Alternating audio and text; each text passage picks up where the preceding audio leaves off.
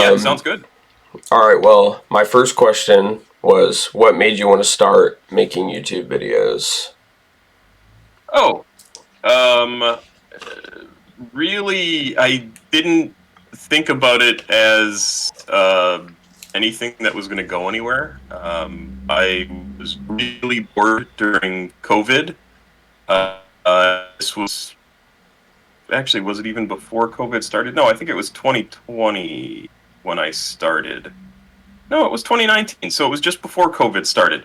And I was unemployed, so I was spending a lot of time at home, and I had money that I was living off of from having sold a house, which was not optimal, but that's what I had to do at the time.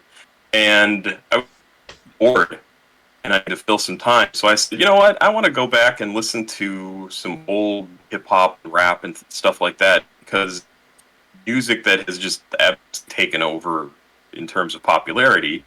And when I was a kid, like, 10, 12, 14 years old, that played where I lived. And even though it was sort of the heyday of MTV, it didn't on a few years after that. Whoa, And can you?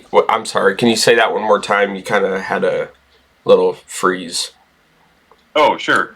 I was saying, even back in the 80s, MTV didn't even really play hip hop and rap, especially in the first few years of its existence. And I listened to the radio, and I had albums of my own, and stuff that I listened to, cassette tapes, and I had my Walkman and all the stuff that was typical of the time. And but there wasn't a lot in Burlington, Wisconsin, of hip hop and rap that was being played, Is and the stuff I heard was only the stuff that really broke through. did What were you gonna say? you did you grow up in Wisconsin or? Yeah, yeah. So I was born and raised until I turned 18. I was in Burlington, Wisconsin, and then I went to college in Madison, and then I was there for 14 years. Left in about, what did I leave in the end of 2001, and I moved out to the Seattle area, and I've been out here ever since. Yeah, I was born in 2001, so that's kind of funny.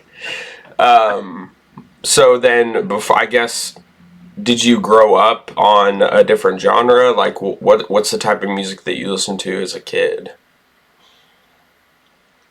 Oh yeah, the stuff most listened to definitely started off with like pop music, but the stuff that I really liked was stuff like the first album I actually asked for was Gary Newman's album that had In Cars on it. But instead, my parents got confused and got me the Cars Cherry O, which was also fine because the Cars is a fine group, but it's more of a rock group compared to what I was looking for. Gary Newman is very much in the alternative Oh, okay. electro style of music, and he's still making music, I think, and is pretty well regarded in that genre of music.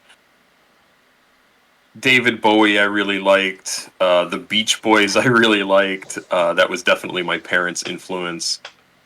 Billy Joel, Glass Houses came out when I was like 10 or 11 or something like that, and that was a super awesome album. Um, and then once I got into junior high, high school, it was Depeche Mode, REM, U2, all the bands that eventually went on to be huge. But back when I was listening to them, they were like, "Oh, there's this cool new band." Yeah. Probably a lot like the Rolling Stones were regarded when they first appeared, and people were like, "Oh, have you heard of this new band? It's really good." So it was definitely more alternative, progressive style music, and then that sort of transformed into liking a lot of electronic and dance music. I've talked on the channel a lot about the group Art of Noise, and I've always liked that sort of weird experimental style of music where people are pushing the envelope and trying to do something new and different. And I still really love that stuff. So it's fun now to listen to music and see how artists and other genres are pushing that envelope in completely different, cool, interesting ways. Like, Witch House, Slay World. I guess Witch House is a style of music. Slay World is a group of guys, but they they're definitely all doing something different and expressing themselves in a really cool and different way.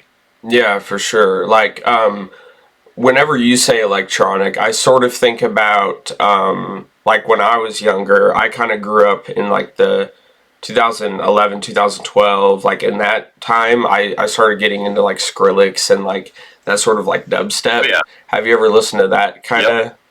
Yeah, yeah, Oh yeah. yeah, I love it. It's so cool. Just the manipulation of the music itself to create a completely different style of music within the same Hmm. song. It's so cool. I absolutely love that. Yeah, they would always be making remixes. Yep. But so, how old are you then? Like 40? 53. Just turned 53 in August. Oh, well, you're looking good. um, my other question I had written down was, do you have any kids? Nope, no kids. No kids. My wife and I tried, and then that didn't work out, so that was the end of that. Uh, Although I'm now dating someone who has a little girl who just turned 10, so we'll see if that continues to keep oh, going. really? That's nice. Yeah, it's a lot of fun. And then I put down, I was wondering, what games are you into? What games did you start it playing? And then I said, I remember you mentioning Dungeons and Dragons in some of your videos, and what got you into that? Oh yeah, it's actually kind of funny. I have two sisters. I don't have any brothers. One older sister, one younger sister, and I had a friend who moved in down the street when I was, I don't know, 8 or 10 or something like that, and um, we were just buddies and got to know each other and were hanging out. And when I was, well, he's the same age as me, so when we were about 12, he said, "Hey, you want to come over and play some games?" And we started out playing like Monopoly and Hmm. whatever board games we happened to have. And then one day he was like, I started playing this game Dungeons and Dragons with some friends from Lake Geneva. Do you want to maybe try that? And I said, sure, that sounds like fun. Let's give it a shot. Oh God, I was in. Absolutely loved it. Started playing. At the time, it was AD&D, so Advanced Dungeons and Dragons. Started playing that, and we gamed literally. And I'm not kidding when I say literally. Every single day, I would come home from school, go over to my friend Dave's house, and we would play D&D until dinner, after dinner. I don't even know when we would finish up, and then I'd go home, do my homework, and go to bed. And the weekends were the same thing. We would game all weekend, just the two of us for the most part, and sometimes we would have another friend who would come over and play with us. But So yeah, constantly. yeah, I'm pretty ignorant when it comes to it. And so is that like how many people can play and like how long does it typically last? Isn't it like very role play heavy? Yeah, it's definitely role playing. It's really, think of it as like telling a story with your friends is Yeah, what it comes that's down sort to. of the gist that I sort of picked up from it. Yeah, and then if when something comes up of like, do you succeed at this or not, that's when the dice enter into it, and then you get to you have to kind of interpret like, okay, you failed at this, like what are the consequences that what ends up happening because you failed, or you succeeded and then you move on to the next thing. But it's just a lot of fun, and I love telling stories. I just ran a D&D game last night. I run at least once a week, probably more like 2 or 3 times a week, and So I play the Magic. I was going to say the time can probably vary a lot about how long it Oh yeah, lasts. yeah. I've run sessions that were as short as an hour to as long as 12 hours. And then that, of course, playing role playing games led into me wanting to do more writing. Went to school to get my English degree and creative writing degree. I've worked in the gaming industry, in distribution, in project management, in line development, writer, editor. I've published some of my own stuff. I published the Dork Tower comic book back when it first started out by John Kovalik, who is a big name in the gaming industry. Um, Much more of a tabletop card board game role playing game gamer than a computer gamer. But Hmm. that's because I didn't grow up with computer games. My family didn't have enough money to even afford an Atari.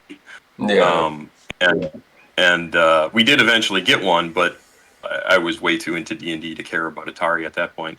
But yeah, so I played Magic, so I've got my Ulamog, the Infinite Gyre here, which is I was thinking about selling because I want to get the new Brothers War set that's coming out in a couple of weeks, and yeah, I'm a big geek. I've got shelves full of games over here. Yeah, that's cool.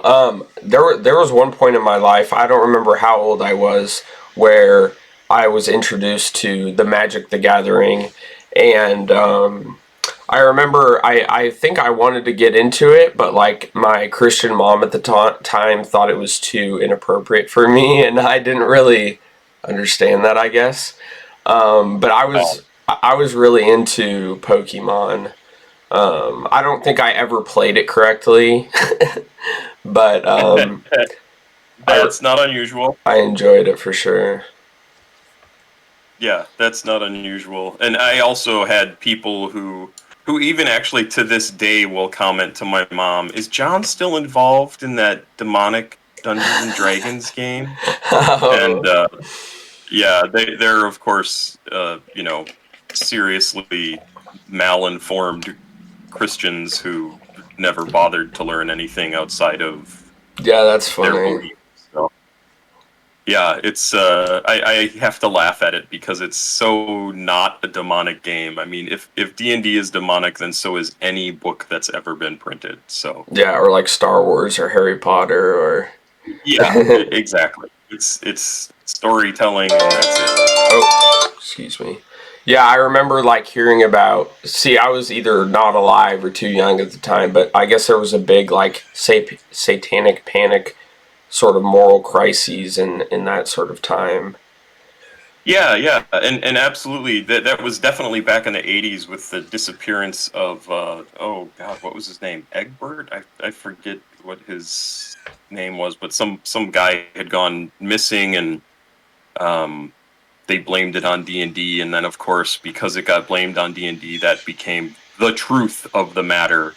And I mean, Yeah, the kid also wore blue jeans, but they didn't blame it on the fact that he wore blue jeans. So it's kind of a yeah. silly thing to say, like D&D did this. Yeah, I think that it seems like D&D has gotten kind of a somewhat bad connotation or a bad association because me not knowing anything about it, the only thing that I was told or thought about it was a bunch of super weird geeks did it, and but I was also kind of I don't know if geek is the right word, but I was also a pretty nerdy guy, probably more of a nerd than a geek, but yeah, I definitely was never the jock type or anything like that.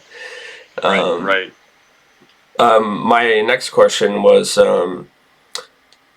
what got you introduced to hip hop, and what was like your kind of entry point? Like for me, Eminem sort of got me introduced into rap, but what was that like for you? Oh boy. It's really hard to say because I remember hearing rap back in the '80s when it was the new thing, right? Like it was Mm-hmm. starting to break through and people were covering it in the news and things like that.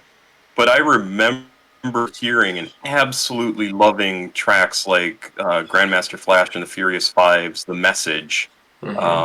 and a couple of other songs. Boy, the one where they talk about the food tastes like wood or something like that. Just absolutely hilarious song. Um, Nucleus's jam on it, I just loved, and I don't know why because it has the silly chipmunk voices in it. But that was a song that I totally got into, and I think partially because they mentioned Superman in it at one point, and I was a huge comic book geek. Still am, and yeah. So it was very, very early days, but I didn't get all of the hip hop and rap music, and we didn't have the internet that I could just go to and say, "Hey, find me more stuff like this You had to go that out I and buy might it. like." Hmm. Right, exactly. You had to go out and buy it, or you had to just find it somewhere or find a radio station. And there were no radio stations in my area that played anything like that. And so it was Yeah. just stuff that existed that I didn't pay much attention to.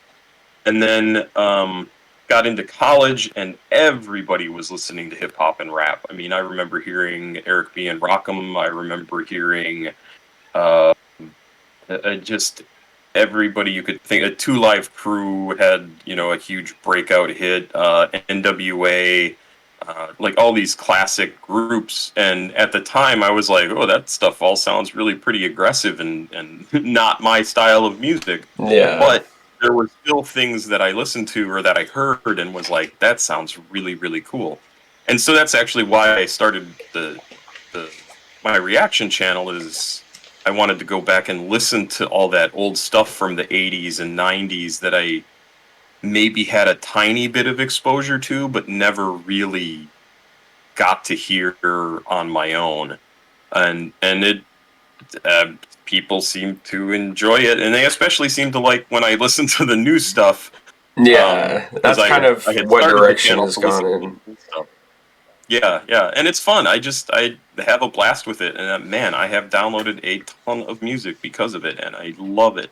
Yeah, there's like I've noticed like there's such a huge cult following behind like the Drain Gang and Cemetery and stuff. And whenever you post those reactions, that's when it seems like people just hop onto it. And because I don't know if you use TikTok, it's kind of a young thing, but the algorithm on that app is like so catered towards you. Like I would watch Yeah. a video. Excuse me.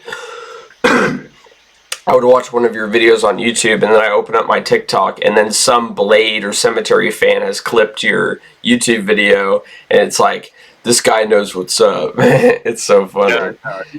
What's funny is I do use TikTok, and yet I am not served any of that stuff. So I don't know why. I get a lot of other things. I'm sure because of my age, I get things that Oh, it other might people don't think, get. yeah, because it Yeah. accounts for so much data. It's a little bit, Yeah. crazy. And but yeah, it's super interesting, and people do send me things on there that they're like, oh hey, you know, somebody shared a clip of your stuff online, and I wished I was shown that, because there's not really an easy way for me to find it that I know of, because I don't think people necessarily include my the Papa Squat name in their Yeah, posts. yeah, So yeah. Sometimes they don't, and so usually, I kind of try to be a vigilante. I click on the comments and I see if anyone has said your YouTube name, and usually you've got someone in there saying it's Papa Squat on YouTube.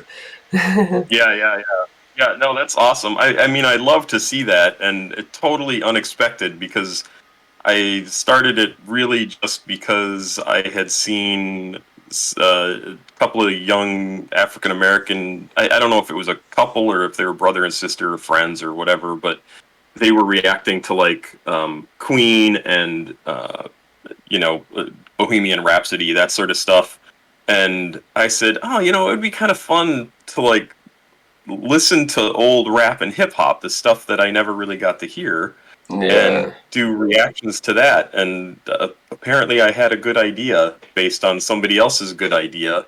And yeah, so I've just been doing it now, actually coming up on 3 years. So been going for a while now. Yeah, I think there definitely is like a certain sort of, I don't know if it's like there's a certain type of person that anybody can make a reaction video, but only some people can make it like engaging and actually like entertaining for people to watch. Because I remember like I'm a huge YouTube guy, and like a couple of years ago, a lot of people were making reaction videos, and people were hating on it, talking about how it's such low effort content, because there would be some people that would make reaction videos where they would just sit there and then maybe Yeah. chuckle, and then they wouldn't like really say anything. And so I kind of like how a lot of your videos, it's like the first half you're watching it and then maybe a few comments, and then the second half you're actually like really fleshing out your thoughts about things, and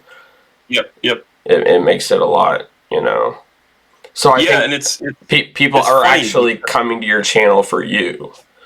right. Yeah, and it's interesting because people often say like, "Man, you're so good at this. You're so good at this." And I can't conceive of doing it any other way because I wasn't a big consumer of reaction videos before I started doing reaction That's videos. probably good. I heard Yeah, I heard about like, oh, this is a reaction video, and I watched a couple of them, and I was like, oh, that's kind of fun, and didn't really think anything of it. And then I saw these two people. It was a man and a woman, so I don't want to say kids or guys. Yeah. Um, and I said, that would be actually be kind of fun. Like, I wonder if anybody would be interested in that. I'm certainly interested in checking out old music, and it just seemed natural to me to try and, I guess, engage with the song in the way that I would hope the creator of the song thinks about it. Because you can write music, and I mean, you can come up with anything, any sort of creative effort, and have it be just for fun, right? Like, there are songs that are just fun, good time songs, and you have to evaluate them as, hey, is this a fun, good time song? Yeah, great, it is.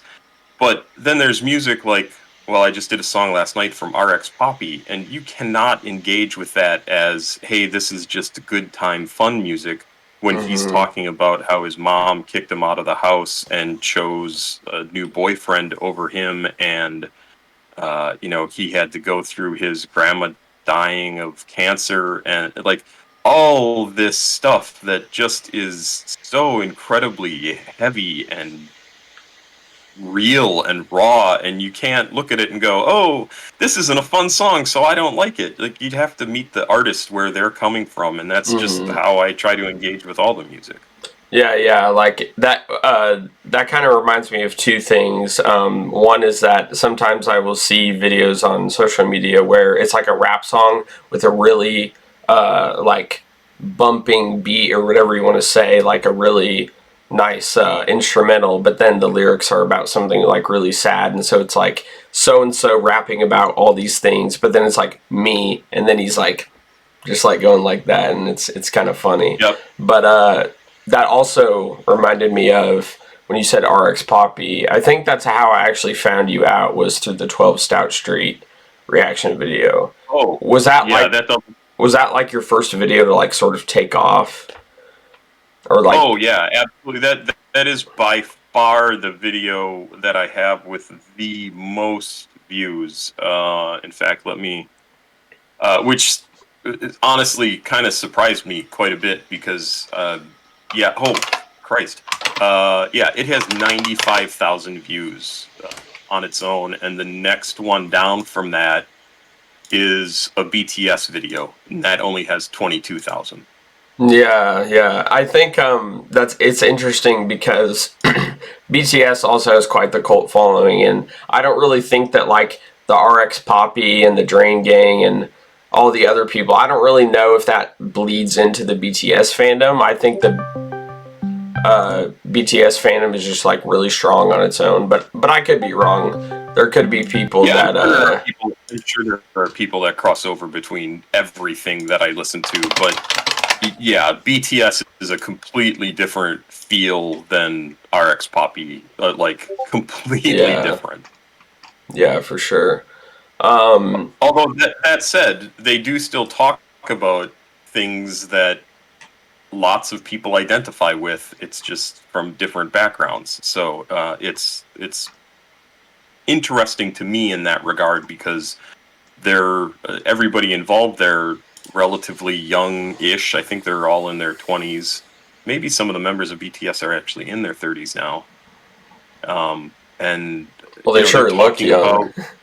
Yeah, oh, they absolutely do. But they're talking about their experiences growing up. They're talking about how they interact with the world, the stuff they're dealing with internally, and that's actually one of the things I think is actually very, very cool about BTS is despite the fact that they are a huge pop group, they really do talk about significant things and important things in their music. And I also completely understand if there are people that just don't like their music because it's a poppy boy band style of thing, but Mhm. they do some pretty great stuff. Yeah, yeah. Like I've definitely never really been a hater, but it's just not necessarily the genre that I could really get into. And Yep, totally agree. another kind of detractor I think about BTS for a lot of people is that some of their fan base is a little bit toxic with to the point that Yeah. they like worship them, and so I think that Yep. also puts some people off. But Yep.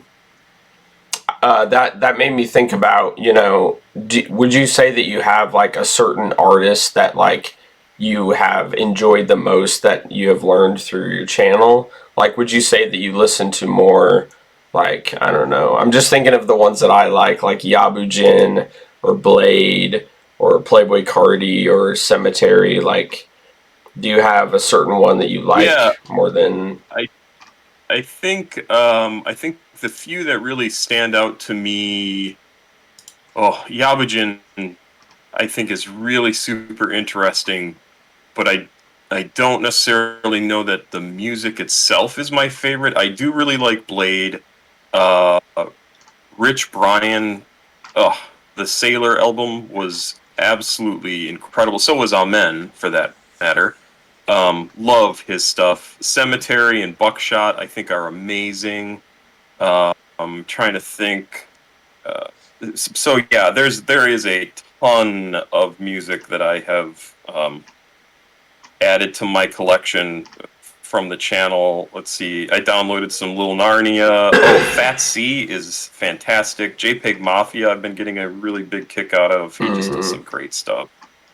Um, Young Lean, I really liked Bliss from the other day that I listened to. There's The Prodigy from 20 some years ago. James Curley, I just downloaded his No Parents Freestyle 2, which is brand new. So yeah, there's tons of stuff that I have downloaded. Who was the one from the other day that I listened to that I really liked? Oh, 93 Feet of Smoke. Yeah, there's been a ton. I mean, just a ton of stuff. Lucky, Flawless Like Me. That was a good album.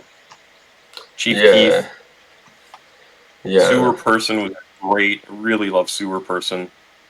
Yeah, there's just a ton of music that I've found because of the channel, and that's So another reason why I love doing it. yeah, that makes me wonder. Like, I've heard, I don't know if it was like a real scientific statistic, but it said that like when people reach like around the age of 30, they kind of like solidify the music that they listen to, and they don't really like go outside of that sort of box. What do you think makes you able to be so open minded and susceptible and interested in all this new stuff? Um, I, I don't think I don't know. I don't think I'm all that unusual. I think as opposed to liking a certain type of music, what I appreciate is how people approach music and what their motivation is behind their music. That's the stuff I like looking at and trying to figure out, and that's exactly the stuff that I do on the channel too. Like, okay, what is this person thinking? Why are they telling us this? Or why did they set up this song so that it starts off with something really peaceful but then transitions into something really super aggressive and chaotic? Like, what is the point of that? That's the stuff that I enjoy of music, is figuring out the why is it like this. So it doesn't necessarily have to be like, I didn't get stuck just saying, oh, I only like progressive alternative music from the 90s and 80s. That sounds like a stupid waste of time, because guess what? That music isn't being made anymore. It Yeah. just isn't, right? and I think that's a problem that people have is they get to about the age of 30, and they say everything that happened in the past is good, and everything that happens in the future just is not going to appeal to me because Even it's if too it's far not beyond just my experience. music. Right, Yeah. and I don't like thinking like that because it's not 1986, it's not 1992, it's not 2000, it's 2022, and we can't think like it's 30, 40 years ago, even though I really believe that's what most people do. They decide the modern day is this day, and they never move beyond that, and so they have a problem engaging when society changes. Or I mean, we just had Roe v. Wade reversed, and it was reversed by people who remember growing up with it not being the Yeah. law of the, and yet people my age and younger, it has always been the law of the land. Hmm. And like I don't know how these guys who are older than us think they get to tell everybody, no, we're just going to do away with all of that, and all this progress that we've made in terms of women's health care and advancement as a society, we're just going to undo it because we feel like it. Yeah, yeah. I guess more specifically, the thing that I really don't understand is that, you know, I don't want to get too political, but I don't like how. Okay, I guess what I'm trying to say is most of the time I feel like they talk about, oh, they're chopping up these babies inside of them, but usually, and they're Right. referring to like an 8 month, like end of term Right. pregnancy, and it's like, Right. that's probably like less than 1% of all abortions, Oh, and so easily. it's Yeah. like that's not really, or that the left wants to murder a bunch of babies, and it's like, Right. okay. No, we just want to make it safe for people who have complications when they get pregnant to be able to survive the pregnancy. And yeah, I'm personally, I don't agree with abortion for abortion's sake, but abortion has a Mhm. very broad definition that is not quite as easily put into a tiny little container that the right wing and especially the Supreme Court seems to want to think it is. Yeah, It's not just exactly. aborting a baby because you don't want it. It's you know uh, getting getting rid of a baby that could potentially kill you if it is allowed to develop because it implanted in the wrong place. That is an abortion, and it will kill you, and the baby is not viable. So why take the risk? Yeah, and I also have the issue with older, just like men saying things like, "Oh, just carry the baby. What's the big deal?" And it's like, okay, well, I mean, you can't really say that because Right. what do you know about it? And so I try not to be like, I try to be more open minded about sort of things that I would never be able to experience. And Yep. Absolutely. maybe that's Absolutely. easy, maybe that's easier for me being young, and so that's why I think a lot of people really like your stuff, is because I would say that maybe, I don't know what your audience age is, on your channel. I think you can look that up on your analytics, but Yeah. I would argue that most people are probably around, my age, and so they look at you as like someone that could, maybe be their parent, and then they think, wow, I wish. I mean, this sounds horrible, but they think that,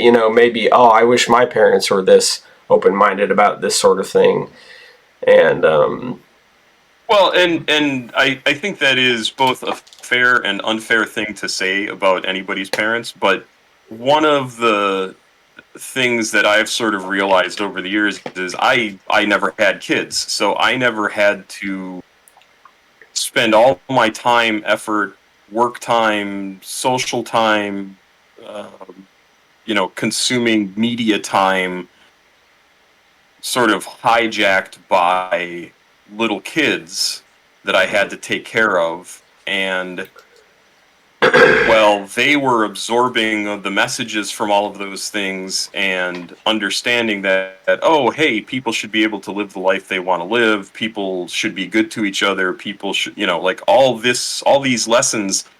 I wasn't sitting there making sandwiches and getting the kids up to get ready for school and buying their clothes so I was paying attention to everything that was going on in the world while so many people my age were raising their kids, and the kids grow up to be uh, different than their parents because they absorb different messages, and the parents didn't get those messages that whole time. Yeah, that's fair for sure. Um, not, I mean, yeah, it's not always true, Oh, and absolutely. yeah, I'm sure you realize that, of course. Yeah, yeah. Um, my other question I had down was sort of a general question, like just how was your childhood? Like, were you raised in like a Christian household? Did you have a happy childhood? Like, did you ever play any sports? Like, just anything like about that time? Um, I was a skinny little thing until I was about 5, 6 years old, and then I had a problem with my leg and had to be off my leg, and I learned really bad habits in that like year that I was off my leg, and I sat and ate and watched TV. That's what I did, and so that became what I did. So then I turned into a fat little kid and was heavy until my 30s, really. And when I say heavy, I mean like 280, 380 pounds at my heaviest. Mm, And um, so I did try to play sports. I didn't grow up in a sports household.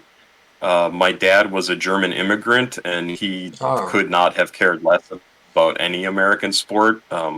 He would have liked soccer, but soccer was not a thing you could really watch. yeah. Did play some soccer when I was growing up because every kid played soccer, and it's so no, I was not a sports guy. I mean, we had a basketball hoop. I probably played basketball a dozen times, and that was it. Um, Other than that, I watched TV, read comics, played games. I was the quintessential 80s dork, huge, thick Coke bottle glasses because I have horrible eyes. Just everything you could do to be a geeky dude. That was me in the 80s for sure. But yeah, had a great childhood. Like I said, I had two sisters, one older, one younger. They're both awesome people and probably a lot more conservative than I am, but they still live in my hometown and their lives have gone wonderfully. Um, the My dad wasn't super present. I think he really honestly sacrificed a lot because he was a smart guy but didn't have any English education, and so he couldn't write very well. He didn't know how to express himself super well. My parents were together until my dad died 3-ish years ago, a little more than 3 years ago. I'm sorry. And yeah, no, it was had a very very good childhood and growing up experience, and of course there's always things that's like, oh, this could be better, that could be better, but I Yeah. didn't grow up with a lot of money at all. My family is not wealthy in any way. Like I said, we couldn't afford an Atari, which was probably not very expensive. um, but yeah, it was great, and I spent my time kind of telling stories and reading stories and having a lot of fun with my friends. That was pretty much it. So did you have like a sort of religious upbringing? Because when I was a kid, like I was like very forced into like the Catholic Church, and that sort of led me to a lot of like just constant fear as a child, like one wrong move, even if nobody's Right. Yeah. watching. And you're going And to hell forever. yeah, Yeah. did you ever have Um. that sort of fear as a kid, or No, not so much. my mom definitely would have liked us to have been more religious.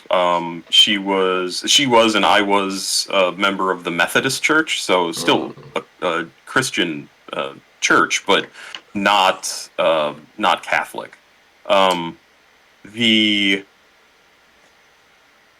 I always had a really hard time with religion because whenever I listened to what was being said in church, it all felt very conformist and cult-like, Yeah, and just the way people intone the Lord's Prayer and any sort of hymn that you would say. And my mom would freak out to hear me say this stuff, but it was always very creepy to me. And even yeah, I was confirmed into my church, and that day I got confirmed, and I had to walk outside and like laugh because I thought it was such a weird experience. Like and then after that I realized, like, yeah, this is all just stories that people tell, and the fact that anybody believes that the Bible or any book is the 100% truth about how you should live your life is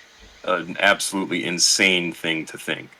yeah. Because what I struggle with right now is that, like, I really love learning about religion, and so Yeah. I try to learn about like Islam and Judaism and Buddhism and stuff like that. And so I think like really people, it seems like most people practice a certain religion because of like where they were born and what their culture is, not necessarily because there's like one true religion and that's why they choose to follow it. And so that's always been like something that has bothered me because it's like if it's like it's either all true or maybe none of it's true. I mean, that could be a dumb way of thinking, but it's always Right. just been a really hard thing for me to grasp with. But I guess are would you consider yourself like an atheist or like an agnostic?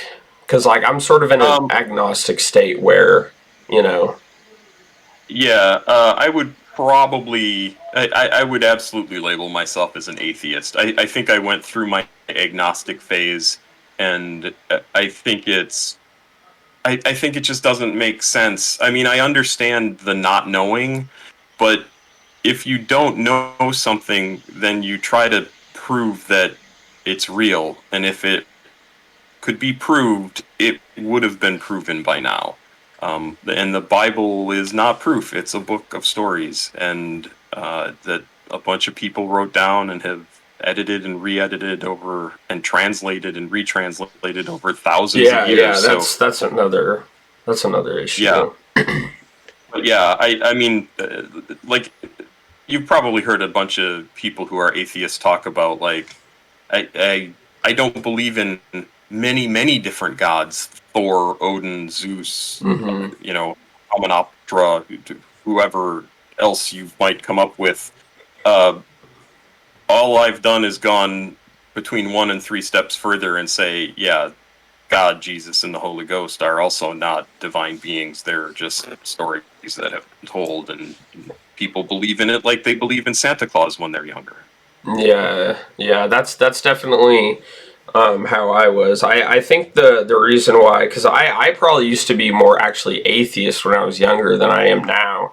I sort of had kind of like a spiritual moment in my life, and because for me the way that I look at it is like you can't prove God's existence but you also can't like disprove it. And so I'm just in a very like, I mean, maybe I'll switch to more so to one side or the other. I'm still young, so I figure I probably don't have to be freaking out about it as much as I do. And Yeah. but yeah, it's always definitely been a scary, very scary thing to me. Yeah, no, I definitely understand that. And I mean, the thing that that really ended up sort of convincing me about the existence of God and the whole idea of trying to prove a negative, right? Like, you can't prove that I haven't killed someone because I may have done it in such a way that I've hidden all the evidence, nothing exists, or I may have just not killed anyone, and you can't prove that. So it's hard to prove a negative. Hard. It's impossible. Yeah. That's kind of a good point. Like I've heard some people argue that the burden of proof is upon the believer, right? Right. Yeah. Yeah. Absolutely, it is.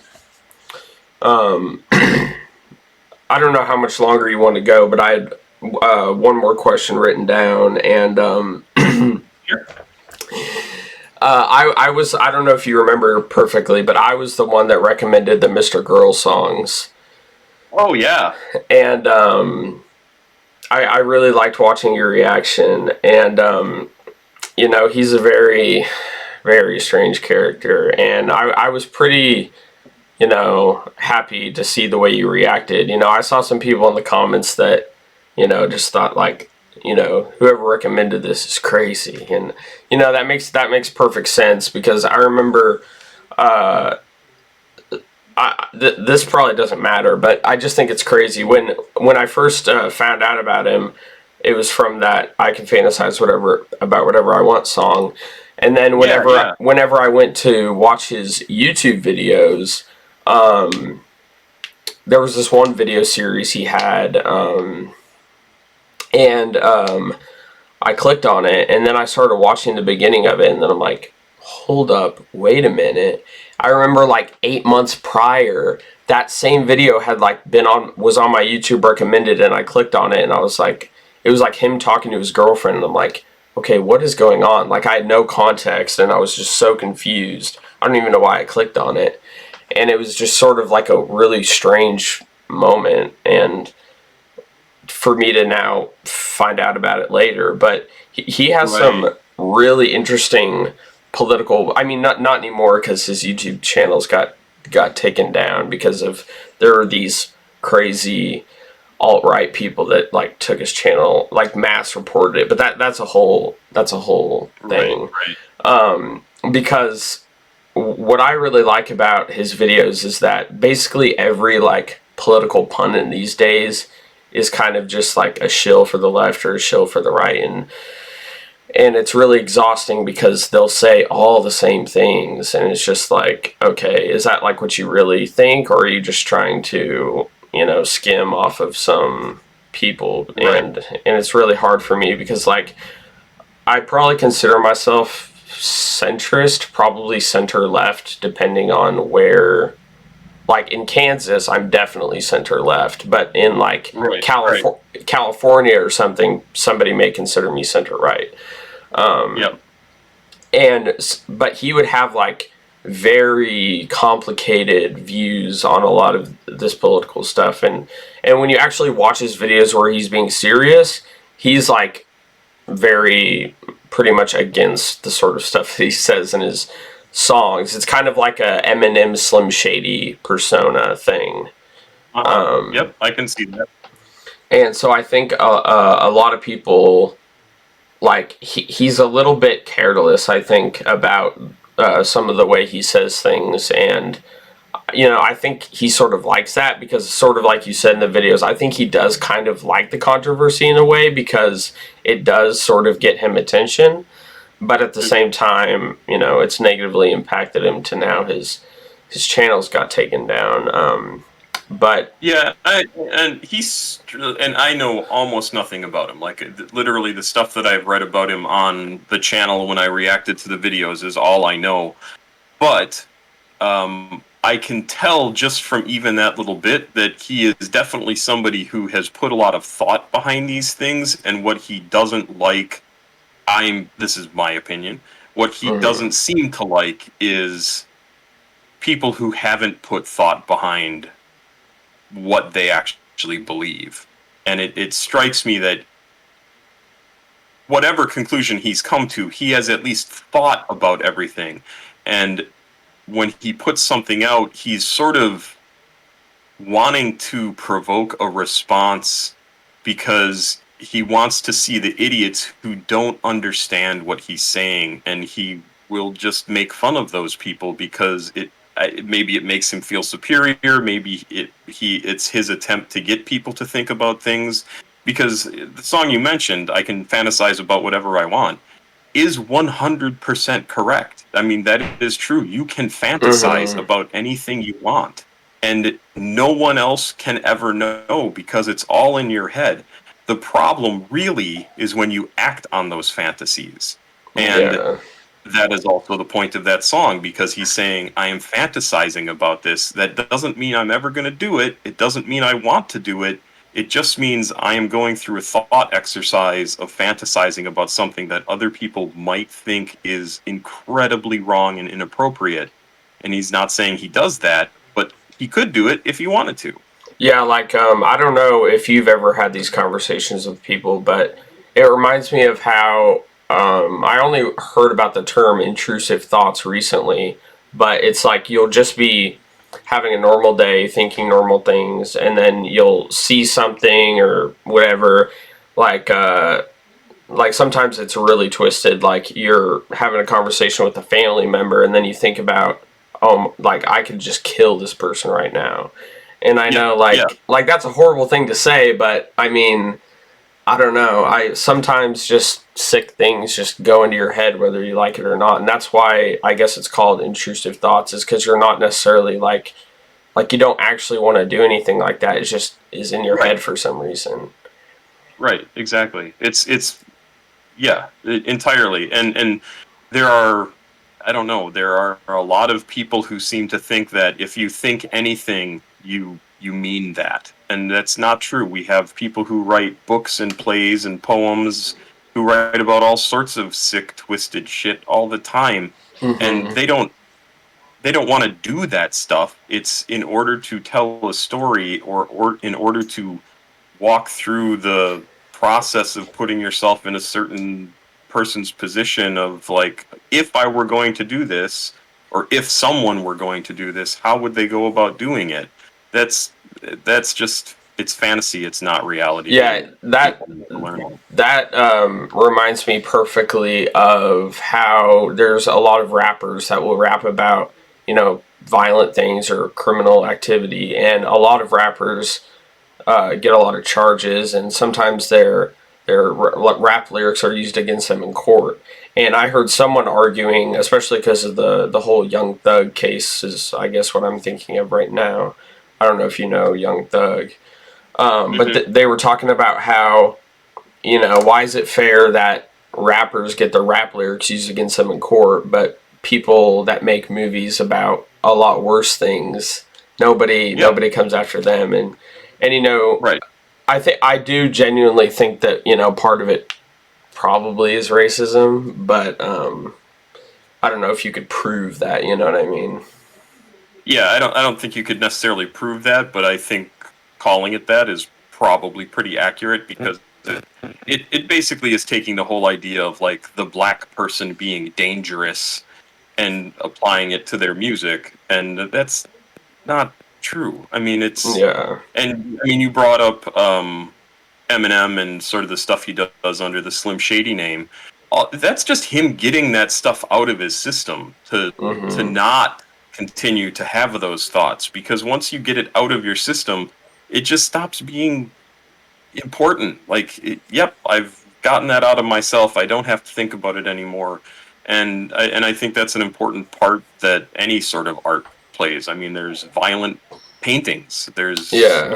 disturbing paintings. There's disturbing statuary. There's, you can do anything, and it can be disturbing. So, and for some people, that's just a cathartic way of getting rid of those feelings and thoughts. So, yeah, I don't have a problem with that. And in Yeah, fact, you mentioned the lyrics thing. In California, I think they just passed a law that said you can't use rap lyrics yeah. against someone in court. That's funny because I actually just heard about that from some YouTube Yeah, video I was watching, and I think that's pretty cool. I mean, like there's a lot of hip hop that has come from California, so I think that makes a lot of sense. yeah, And certain things about California aren't the best, but they do have some pretty good progressive ideas there. Um, but yeah, I don't know. I think we covered most of what I thought would be interesting to talk about. What do you think? Is there anything you want to yeah. I'm end curious. on You said or you ask me?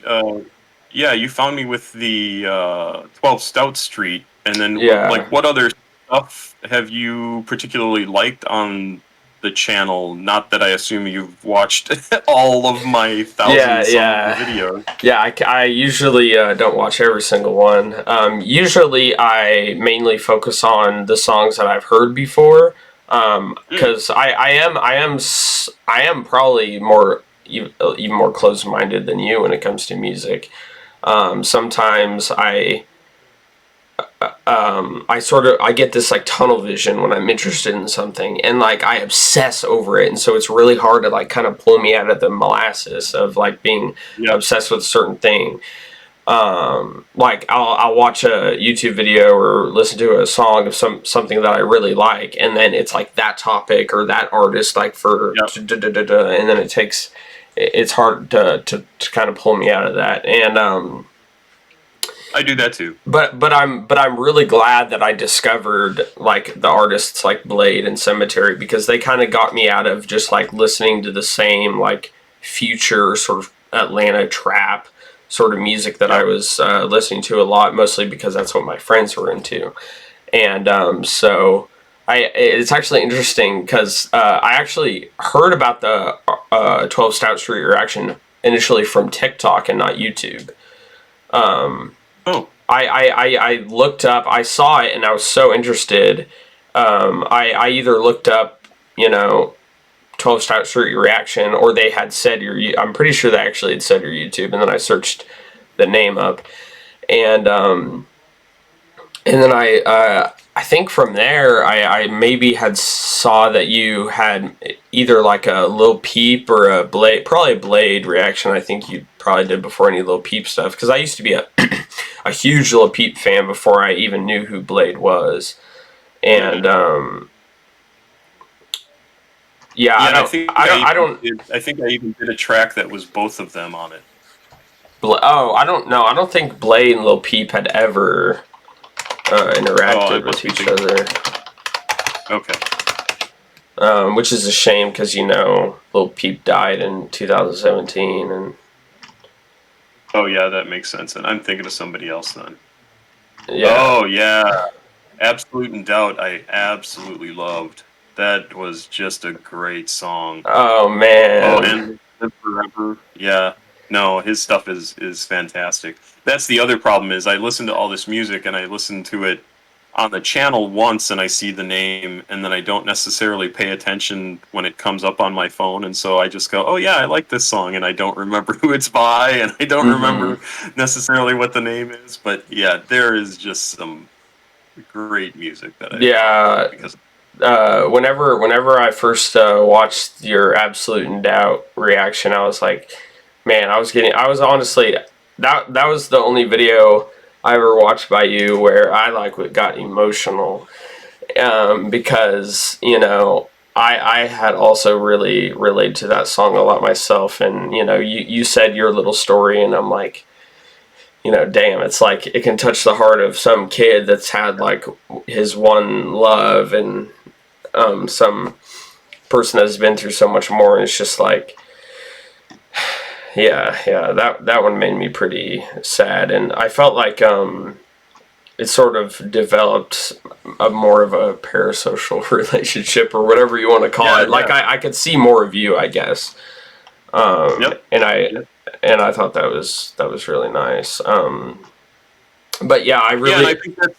I think that's also the point of music, right? Like you felt closer to me because you identified with me because I was reacting to a song that you also identified with, and so that made you feel a connection to what I was talking about, even though our experiences are entirely different, right? Yeah. And I think that's one of the absolutely amazing things about art, but I also think that's one of the amazing things about like the YouTube, like the internet is what I wanted to say. Um, is that we're able to form these connections, and we're seeing such a huge influx People that of we would have never met art. otherwise. Yeah, yeah, exactly. And art from other places, like BTS would not have blown up the way it did if the internet didn't exist. It just wouldn't have, because we wouldn't have been paying attention to music coming from overseas. And that's just how it had always been in the past. The only music we ever had brought over to us was from other English speakers, and that's because it was other English speakers. Yeah, a lot of that UK stuff. Yeah.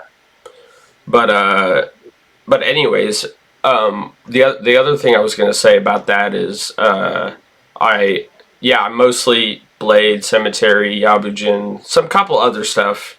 But I really like I'd never seen like too many Cemetery stuff on like reaction wise, because Blade has been making music since like 2011 or whatever, but Yeah. Cemetery's like he's like the same age as me, pretty much a little bit older, a year older, and seeing him kind of get bigger was really interesting to me, and seeing someone like from your generation listening to it is just, and actually liking it is just crazy, because the first time I actually listened to him, I was like, oh, what is this? Like, this is terrible. This just sounds like a bunch of garbly nonsense. And then I listened to it a couple more times, and I'm like, okay, I think I get it. And it's like people talk about Blade and Cemetery like there's this sort of like, I don't know if they call it a pipeline or like a natural progression, but it's like they say like the first step is like you hate it, the second step, you're like, okay, maybe, and then like the more you listen to it, because there's another channel, God, I think it's like Shop 32 or I don't know, something like that. He was like an old like punk rock dad, he calls himself, and Oh yeah. he made some Cemetery reactions, and the first time he was like, oh, this is so bad, and he was like making fun of them for like acting tough or whatever in the videos. And then like I think maybe like the fourth or fifth song he reacted to, he kept doing it because that's what got attention on his channel. Yeah. And he eventually like really liked it, and I was like, I thought that was really funny. Oh yeah, I see it here. Punk Rock Dad Music Review, YouTube. Okay, I'll have to, Shop 31. Yeah. That sounds great. Yeah, that's fun. Cool. So, but I think it's a little bit easier to get into Blade, just because it's a little bit less, like, I guess the way that I look at it is that it was easier for me to get into Blade's beats than his voice, but it was like the other way around for me with Cemetery, because the beats sort of stand out with him, and with Blade, like I was so used to like the Atlanta, Florida, like the more like the Chains and that sort of stuff, rap music, and so hearing that like Swedish auto-tune voice was like a little bit out of my element, because Lil Peep was and maybe Suicide Boys were like the only white rappers I ever really listened to. But I eventually, really clicked with the Blade stuff. But Ever Since is definitely my favorite, because it has a little bit more of that like dark, like boom, like thumping bass. But then I also really enjoy songs like Trendy and Girls Just Want to Have Fun. That was one of my favorite reaction videos from you as well, was the Girls Just Want to Have Fun. Right. I really like. I can definitely see a line between like the kind of trancey-ish trap music and Blade.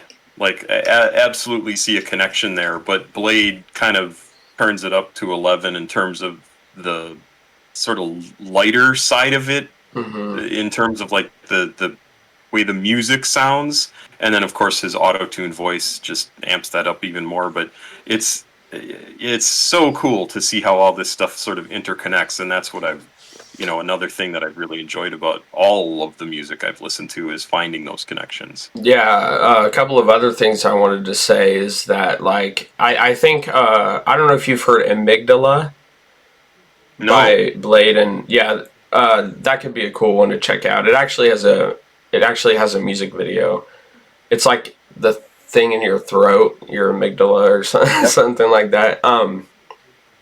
I think the And amygdala is in your brain, but I mean that sort of stuff is a little bit oh, the confusing. uvula. That I was trying to come up with that word the other day. The uvula is in the back of your throat. Yeah, yeah.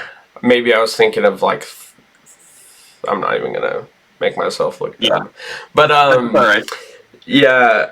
But the thing about amygdala and girls just want to have fun is like Blade and especially Echo 2K. They have this like very like feminine energy that I think is really nice because usually the music I listen to and hip hop in general is very like hardcore, like masculine, like tough guy sort of stuff. And so I like them like doing this very sort of feminine, girly, I guess whatever you want to call it thing, and be so popular and accepted by people that also like that other type of music. And I think it's really cool because I don't know really if back in the day people would take them seriously. I mean, I could be wrong. I mean, I know that like, you know, there was those hair bands and they would wear makeup and stuff like that, but um But I, you also have to remember at the time, especially in the '80s. I mean, starting in the '70s, you had people like Bowie, right, and mhm. even Grace Jones. Um, and then into the '80s, well, late '70s and then '80s, we had Prince, we had Boy George. So all that stuff was there, but the artists were. It was a much more limited choice as to what you could find out there. So, and I think those artists had a significant effect on a lot of people over the course of their. I mean, even Robert Smith from The Cure, also, you know, big hair and red makeup and or red lipstick and white makeup on his face was.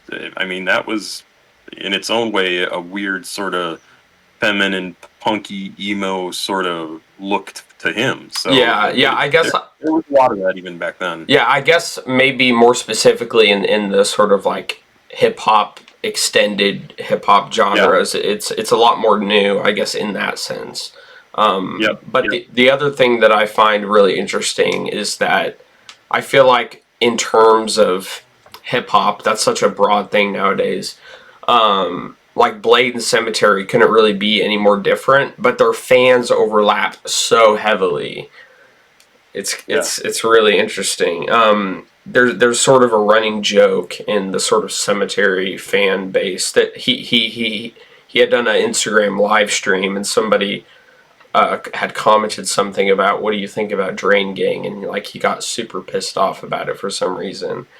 And but I don't know how much you know about Cemetery as a person, but a lot of people sort of have an issue where there's sort of another running joke where like Cemetery has like the most people blocked in the whole world. Like he like you say like anything remotely negative about him and he just blocks people like crazy. Um like one of the things that actually kind of made me upset was I saw this fan art on Reddit where this person did like this giant, beautiful painting of like, you know how you said that the Cemetery in them should make like some type of horror movie, some type of Yeah, like yeah, yeah. story. Like this guy basically painted out like that world where they had like the haunted mound, they had the 100 Acre Risk, they had the butcher house, they had the burning barn. It was all like painted out in this like beautiful. I can send you the picture. Yeah, Um, I would love to see that. and and then he had like sent it to Cemetery and Cemetery blocked him. And so it was like it was pretty it's a little funny, but it's pretty, you know, disappointing because I think Yeah, very. I think he has sort of had so much hate when he started that it's maybe hard for him to take criticism. I'm not exactly sure, you know, what has made him like that, but it's kind of a shame, you know. Yeah, no, that is definitely a shame. Gosh, I'm trying to find that picture. I've heard a little bit about him. Like there's one interview he has on Mask to Gorilla, and I think he had said something about kind of being bullied when he was growing up, and he had some periods in his life where he definitely wasn't very happy. Gosh, I would have sworn I had that picture saved.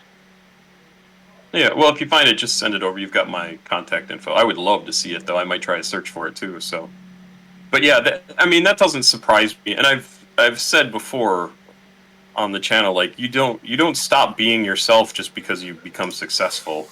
Yeah, yeah. And he was picked on as a kid, or people crapped on his music and his creative efforts when he was first gaining popularity, and Hmm. he probably is a little sensitive about that. So that's that's fine. But really, if you're making something new and getting popular, and people are still crapping on what you're doing, you're probably doing something really cool and new and different, and keep doing Yeah. it. So, and I love their stuff, like all of the Haunted Mound, Buckshot. I have just absolutely loved lately. Oh yeah, there you go. Yeah, it's a little bit compressed because I sent it through Discord, so it's not like the full resolution, but you can Yeah, still get yeah, a yeah. pretty good Oh idea yeah, of. that's cool. Oh yeah, and the burning barn with the Irish flag on it. Yeah. Oh, that's great. Oh, what a cool image. Yeah, and then you can see in the very top right, there's like the Rainbow Bridge 3, like that like dark castle with the Oh, three yep, yep, three rainbows. yep, yep. Oh, that's great. Did you That is ever so did cool. you ever listen to the Cutter Lane by Buckshot, or not Buckshot, Turnabout? No, no. In fact, Turnabout I just first heard about yesterday when I did that Buckshot track. I So see. I'll have to find some Turnabout stuff. Something I actually enjoyed even more. Hackle. Do you know Hackle? He's like another. Well, because I think it's just Cemetery, Hackle, Buckshot, Turnabout, and then like they have a producer. I can't remember what his name is. Another guy that makes beats. But Hackle just made a mixtape called Gunsmith, and it's a lot more. Uh, I guess you could say mainstream sounding than Cemetery. Um, Right. it's a little bit less like distorted and Halloween themed. More Hmm. about like guns and stuff. I mean, it's called Gunsmith, but um, it's really good. Some of the songs kind of sound similar, but it's really good. So Well, now I have both Gunsmith and Amygdala from Blade open on my computer, so I'll probably do those soon too. So, all right, yeah, cool. Um, oh, Echo 2K and Blade. Okay, cool. yeah, yeah. Well, probably let you go here. All right, sounds good. This was great, man. Hey, yeah, I just wanted to add this part at the end because I cut it off a little bit too quickly at the end of the screen recording, and I just wanted to say thank you again, Papa Squat, and thank you if you made it this far to the end of the video. I really appreciate it, and thank you for watching. Have a great day.